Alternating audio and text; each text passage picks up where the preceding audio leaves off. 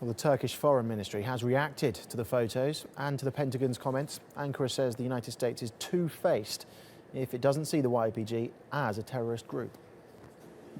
Gerçekten bunu kabul etmek mümkün değil. We informed U.S. authorities about our reaction to this. President Obama and Secretary Kerry previously said the YPG was not to be trusted. They said that they stand with Turkey in the fight against terrorism, but now their soldiers carry the insignia of the YPG, which is responsible for terror attacks in Turkey. If that's the case, they should be wearing the insignias of other terror groups like Daesh, al-Nusra Front, and Boko Haram. Differentiating between terror groups is not acceptable.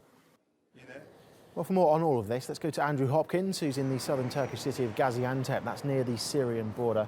Andrew, some pretty strong words then from the foreign minister, but is Ankara's response surprising in any way?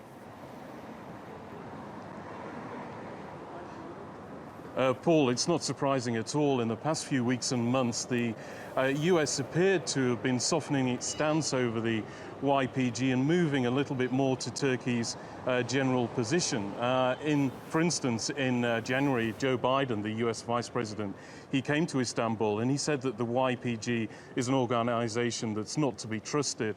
And also I was in Ankara in March when the US ambassador to Turkey had a press conference in which he appeared to indicate that the US was going to do less in future to help the YPG in its military operations inside Syria. So to see these pictures now and these insignia on the US soldiers' shirts, that they're working in tandem together, adopting their logo, is why Turkey feels so aggrieved by this situation, why it's accusing the US of being two-faced over this situation.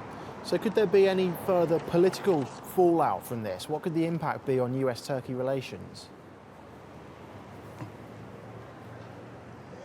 I think, Paul, we've got to wait and see in the next few days and weeks what the reaction to this is. But if you look at the big picture in the war in Syria, America and Turkey are still pretty much on the same side. They have the same broader aims for the country. They both want to see Assad gone as the leader of the Syrian regime, but it's when you get into the minutiae of what's going on there and what may be the final settlement where these divisions may become more pronounced.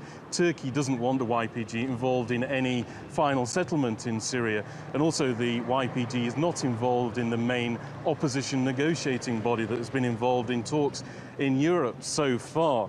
So basically there's going to be, in the coming weeks and years maybe, when finally there's some end in sight to the war in Syria, this is when the real difficulties may arise between the US and Turkey. Okay, Andrew, thank you very much.